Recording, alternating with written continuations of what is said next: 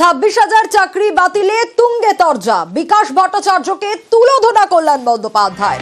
চাকরিহারাদের পাশে দাঁড়িয়ে বাম আইনজীবীকেই তোপ, কল্যাণকে পাল্টা তোপ বিকাশ ভট্টাচার্য।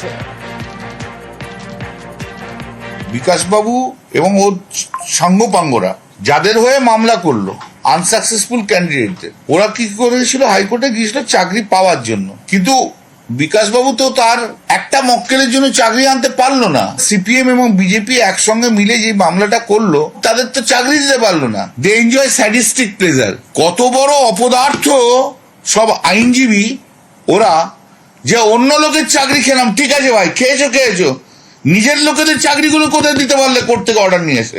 সুপ্রিম কোর্ট যে অর্ডারটা দিয়েছে সেই অর্ডার অনুযায়ী বিকাশবাবুর মক্কেলরা কখনো ওই পরীক্ষা দিয়ে চাকরি পাবেই না। আমরা আদালতে গিয়েছি নিয়োগ প্রক্রিয়ার দুর্নীতির বিরুদ্ধে, আদালত সেটা পরিষ্কার ঘোষণা করে দিয়েছেন। আমরা তো এই জন্য যাইনি যে আমাদের চাকরি দাও, আদালতের কাছে দাবি আমরা করিনি। ওরা তো ছেলে মানুষের মতো কথা বলছে। আসলে ওরা বিভ্রান্ত হয়ে পড়েছে, ওরা বুঝতে পারেনি, ওরা ভেবেছিল সব আইনজীবীকেই বোধহয় ম্যানেজ করা যায়, পরীক্ষা হবে সকলের জন্যই এবং আমাদের ছেলেরা তা পরীক্ষায় বসবে। 16 সালে যারা অংশগ্রহণ করেছিল তারাই অংশগ্রহণ করতে পারবে, এর বাইরে অন্য কেউ সেখানে বসতে পারবে না।